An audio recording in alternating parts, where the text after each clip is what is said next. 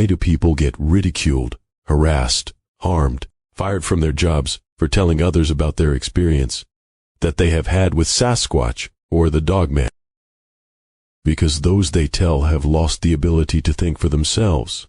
If the authority hasn't said it or acknowledged it, then it's nonsense. Ask yourself, who thinks for you? Dogman among us. Terrified witnesses tell of creepy dogman creatures prowling in woods and prairies. I have always loved nature. I love the woods. I love hiking and camping, fishing. On this occasion, I was by a lake for 15 minutes when all of a sudden this overwhelming feeling of dread came over me. I switched my headlamp on to turn around to start back up the riverbank, and right behind a big sycamore tree, I saw what looked to be a very large animal kind of kneeling beside it. As I locked my eyes on it, I completely froze. I knew I was definitely seeing something there, but my mind couldn't process it. What I was looking at didn't make any sense. I kept saying to myself, animals aren't supposed to look like that. Right as I'm thinking this, it's as if this thing read my mind, stood up and made itself perfectly visible. You know, the monsters your parents told you weren't real and couldn't hurt you? I've heard of the Dogman before, but never really took it seriously. These things are perfectly adapted killing machines. The way the arms and legs looked, it looked like it was perfectly adapted to walk on all fours as well as on two legs. This experience has torn a huge hole in me. Another who shared their experience in Georgia said he was rafting with friends when he had to answer a call of nature. When he stopped in a clearing, a genetically mixed entity of man, wolf and primate, suddenly stepped out. He added, "I spent 21 years in the Army, all over the world and in 3 different theaters of war, and I have barely slept at all since seeing this thing, an enormous canine-type creature. I can still taste the fear in my throat and my own vomit. I am 6 foot tall and about 250 solid pounds, and this thing dwarfed me. At least 7'6" and maybe 350 to 400 pounds. As a former college and semi-pro football player and powerlifter, I know about big people and about strength and musculature, and this was no normal creature that evolved somehow in that environment. I can promise you, this is not something anyone would want to encounter twice." Another witness, a deputy sheriff, said, "There ain't many things in the world that scare me, but simply I've seen some shit in my days, but nothing prepared me for that night. I recall there was a search for a young man sucked into a storm drain, and I parked my cruiser at what I believe was the electric company storage yard. About 5 minutes passed before I hear a snorting, almost sniffing sound coming from the other side of the tracks. I turned my light, and to this day wish I hadn't. It had pointed ears and a long muzzle, and it looked me right in the face before it bolted into the timber. It was not a mask, and it was not a person in a costume. Who would walk up on an armed man with a police radio in full uniform and risk getting shot? I remember it was surreal, so final, I guess. I know what's in the dark now." This woman shared her husband's 3 Dogman sightings. According to this woman, her husband saw a ridiculously large wolf walking upright like a man. He just happened to look outside a window of their home when the beast was sauntering right by it. He said it was all black, with ears and a snout like a wolf, but it walked upright. Its eyes were yellow and almost cat-like in shape. This thing would have been at least 7 feet tall to be seen from the shoulder religion up in that window.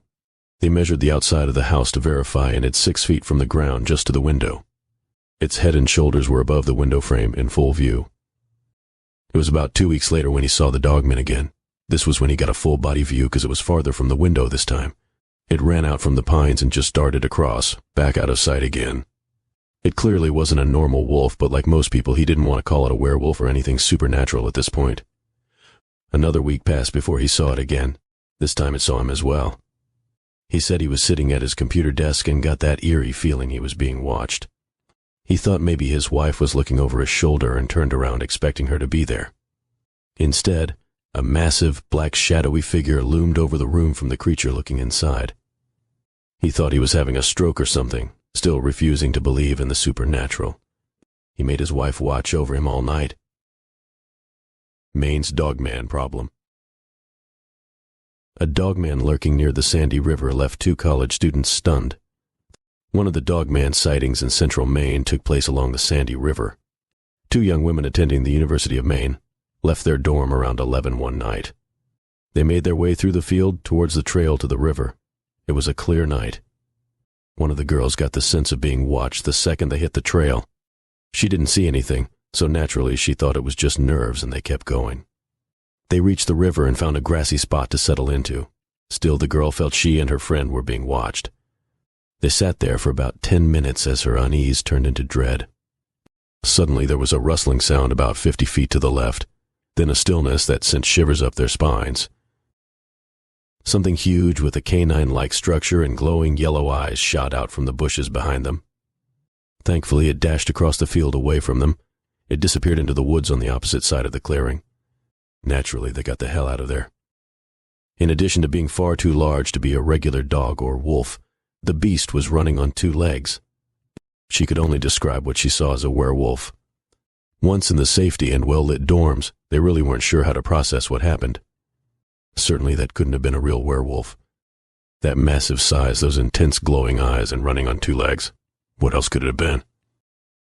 After learning of creatures such as the Beast of Bray Road and reading of various Dogman sightings, she realized she didn't imagine what she saw. Others have seen these things. She now feels certain it was in fact a werewolf. The Palmyra werewolf story is one of the most famous Dogman encounters in Maine.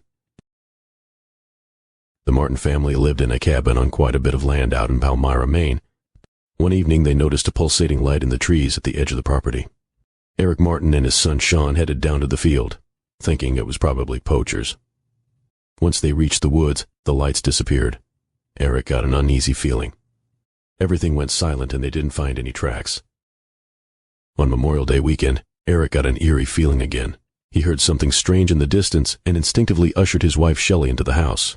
They turned to face a rustling noise and saw 5 sets of eyes staring at them. They locked themselves inside the house. Unfortunately, the guns were stored in the barn. Eric decided to try to get them by using the car while the creatures were still at the tree line. Eric slowly walked toward the car. He set off motion sensor lights while he was out there. That's when he realized how close they'd gotten. They seemed scared of the light, though. They darted back into the darkness and Eric ran back to the house. They called the police but didn't sense they were taken seriously, and no one came to help. Eric decided to make a run for the guns again. This time he'd purposely trip the motion lights since the creature seemed afraid of it. Of course, this plan lasted about 2 seconds. The first time the lights came on, he realized all 5 of the Dogman creatures had been surrounding him. He barely made it to the house before the light clicked off. Shelley woke her daughter Chelsea, and they gathered up sharp objects to hunker down with. The family retreated to the master bedroom. They listened to the creatures outside, terrified prisoners in their own home. They seemed only interested in terrorizing them. With a window between them, Shelley was sure they could get in if they wanted to. But they didn't come in. The werewolves, dogmen, whatever they were, ran off by morning. Eric called his son Sean back over to look for tracks again. This time they found huge clawed tracks that confirmed the creatures could walk on 2 legs.